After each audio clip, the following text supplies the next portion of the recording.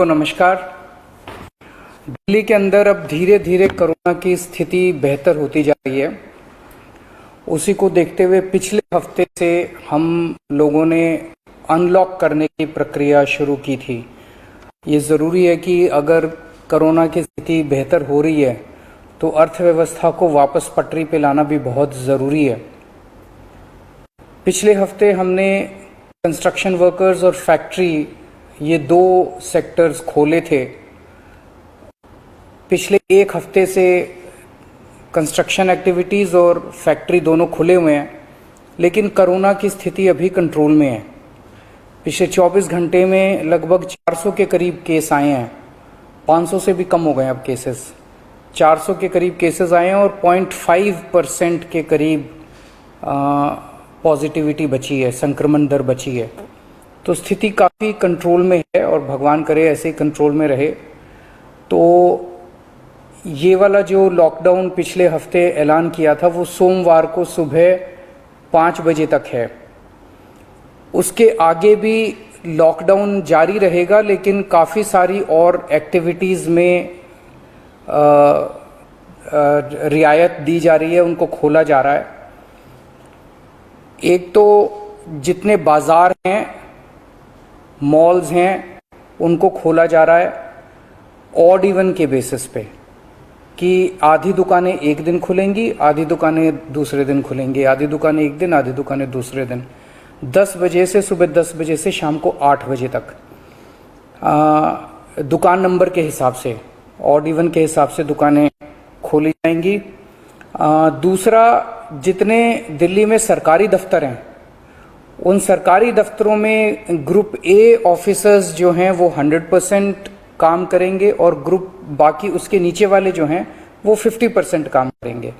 लेकिन जो essential services में काम करने वाले कर्मचारी हैं वो 100% काम करेंगे और हर एचओडी डिसाइड करेगा कि किसको एसेंशियल सर्विस कहना है और किसको 50% करना है और किसको 100% करना है।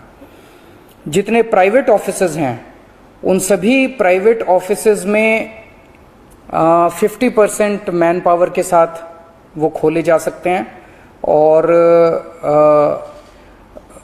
लेकिन कोशिश करेंगे कि ज़्यादा से ज़्यादा लोग वर्क फ्रॉम होम करें और अपने प्राइवेट ऑफिसेज कोशिश करें अपने टाइम को स्टैगर करने की, कि ताकि सब लोग एक साथ सड़क पे ना आए। दूसरी चीज़, जो स्टैंड अलोन शॉप्स हैं और जो एसेंशियल सर्विसेज प्रोवाइड करने वाली शॉप्स हैं वो ऑड इवन के बेसिस पे नहीं, वो रोज खुलेंगी। दिल्ली मेट्रो 50% कैपेसिटी के ऊपर चालू की जा रही है और ई कॉमर्स के जरिए जो सामान बेचने की प्रक्रिया है वो चालू रहेगी। तो मोटे मोटे तौर पे ये चीज़ों की रियायत दी जा रही है और मैं उम्मीद करता हूँ इसके बाद देखेंगे कि आने वाले हफ्ते के अंदर भी कोरोना की स्थिति अगर काबू में रही तो और कई सारी एक्टिविटीज़ को फिर उसके अगले हफ्ते खोलेंगे। थर्ड वेव कहा जा रहा है, एक्सपर्ट्स कह रहे हैं कि थर्ड वेव आएगी। कब आएगी, कितनी भयावह होगी, इसके बारे में किसी को कोई जानकारी नहीं है। लेकिन एक जिम्मेदार सरकार होने के नाते हमारी जिम्मेदारी बनती है कि उसकी पूरी तरह से हम तैयारी करें, ताकि अगर थर्ड वेव आती है, अगर बहुत भयानक होती है, तो सरकार उस वक्त जनता के लिए तैयार हो। इसकी तैयारियां पूरे जोर शोर से दिल्ली सरकार के अंदर चल रही हैं और कल लगभग 6 घंटे तक मैंने 2 अलग अलग मीटिंग ली, एक्सपर्ट्स के साथ बात की, जिन ऑफिसर्स ने अभी कोरोना के दौरान काम किया था उनके साथ बात की। हमने 2 कमिटीज़ बनाई हैं, उन दोनों कमिटीज़ के साथ मैंने बहुत डिटेल में चर्चा की। एक चीज़ हम लोगों को ये तय करनी थी, इस बार कोरोना की जो पीक आई थी, मतलब एक दिन में मैक्सिमम कितने केस आए, लगभग 28,000 के करीब केसेस आए थे एक दिन में, 22 या 23 अप्रैल के आसपास। अगली पीक कितनी हो सकती है, तो ये तय किया गया कि अगली पीक 37,000, एक्सपर्ट्स के साथ बात करके, ऑफिसर्स के साथ बात करके, सबके साथ बात करके, कि 37,000 पीक मान के इसकी तैयारी शुरू की जाए। इसका मतलब ये नहीं है कि अगर इससे ज़्यादा की पीक आएगी तो हम तैयार नहीं हैं, हम उसके लिए भी तैयार हैं, लेकिन एक तरह से 37,000 के बेस के ऊपर अगर हम तैयार हो गए तो फिर अगर उससे भी कहीं ज़्यादा पीक आती है तो उसकी भी तैयारी हम लोग, उसकी भी, अगर 37,000 की तैयारी हमारी है तो फिर मान लीजिए और ज़्यादा आती है तो उसकी तैयारी तो होगी उसके लिए हम ज़्यादा तैयार हो पाएंगे।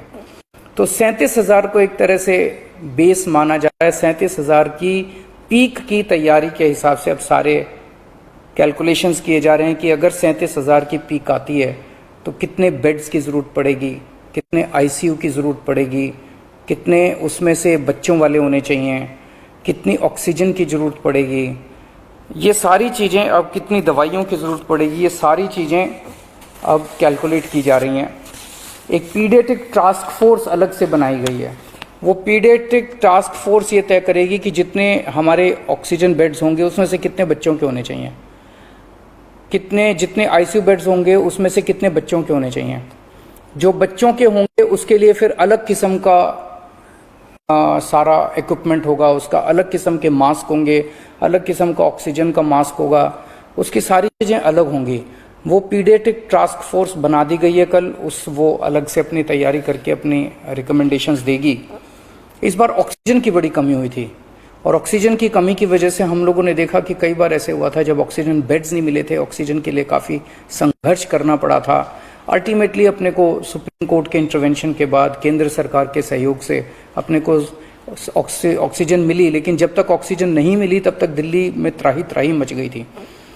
अगली वेव अगर आती है तो हम नहीं चाहते कि इस तरह की दिल्ली के अंदर त्राही त्राही मचे, तो ये तय किया गया, इसकी तैयारी शुरू कर दी गई। 420 टन ऑक्सीजन की स्टोरेज कैपेसिटी तैयार की जा रही है। इंद्रप्रस्थ गैस लिमिटेड से बात की गई है और उन्हें 150 टन ऑक्सीजन प्रोडक्शन का प्लांट, 420 टन ऑक्सीजन तो स्टोरेज कैपेसिटी क्रिएट की जा रही है और 150 टन ऑक्सीजन प्रोडक्शन करने के लिए उनको प्लांट लगाने के लिए कहा गया है। उन्होंने कहा 18 महीने लगेंगे, लेकिन जो भी है शुरुआत कहीं ना कहीं तो अपने को करनी पड़ेगी। इसके अलावा इस बार सबसे बड़ी दिक्कत आई थी टैंकरों की। ऑक्सीजन के टैंकर नहीं थे दिल्ली में, दिल्ली इंडस्ट्रियल स्टेट नहीं है, इसीलिए अपने पास ऑक्सीजन टैंकर है ही नहीं दिल्ली में। तो 25 ऑक्सीजन टैंकर्स खरीदे जा रहे हैं ताकि अगर इस तरह की दिक्कत आए ऑक्सीजन की तो हमारे पास अपने टैंकर होने चाहिए। 64 छोटे छोटे ऑक्सीजन के प्लांट्स लगाए जा रहे हैं, वो ऑलरेडी लग रहे हैं और हमें उम्मीद है कि अगले कुछ हफ्तों के अंदर, 1-2 महीने के अंदर ये 64 ऑक्सीजन प्लांट्स लग के तैयार हो जाएंगे। अब ये जो हमने डिसाइड किया कि 37,000 केसेस की पीक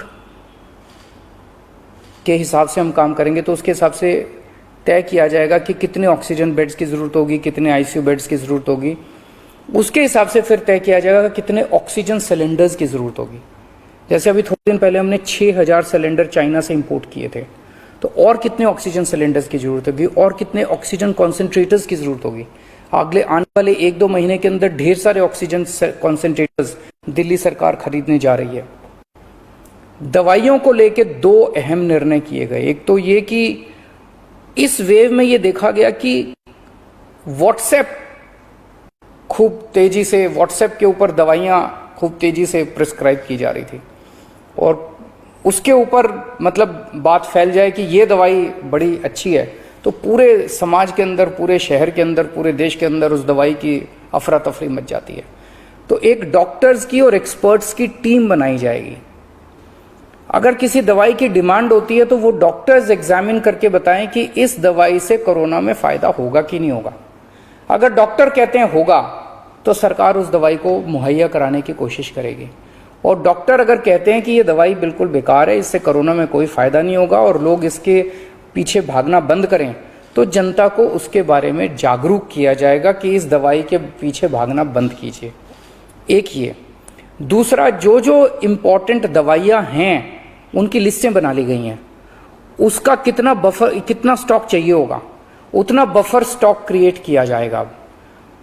एक्सपायरी डेट्स किस दवाई की कितनी है, एक्सपायरी डेट्स को ध्यान में रखते हुए उन सभी दवाइयों का बफर स्टॉक क्रिएट किया जा रहा है ताकि अगर जरूर, और प्राइवेट अस्पतालों के भी आदेश दिए जा रहे हैं कि वो भी अपने बफर स्टॉक्स इस तरह से तैयार रखें ताकि अगर महामारी आती है तो हम उसके लिए तैयार रहें। इसके अलावा 2 जीनोम सीक्वेंसिंग लैब्स बनाई जा रही हैं एलएनजेपी हॉस्पिटल में और आईएलबीएस में, ताकि हमें भी पता रहे कि दिल्ली के अंदर जो भी वेरिएंट आ रहा है वो वेरिएंट कौन सा वेरिएंट है, पुराने वाला है या कोई नया वेरिएंट आ गया है, और हमें इस बारे में क्या एहतियात बरतने की ज़रूरत है, हम एक्सपर्ट से पूछ सकते हैं।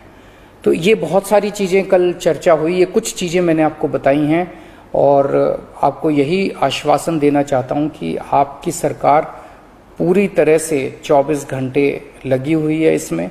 मैं उम्मीद करता हूँ कि अब कोई तीसरी वेव नहीं आनी चाहिए, उसके पहले हम कोशिश करेंगे अपने लोगों को वैक्सीनेट कर दें, लेकिन अगर तीसरी वेव आती है तो लोगों को तकलीफ नहीं होनी चाहिए, इसके बारे में हम पूरी कोशिश करेंगे। नमस्कार।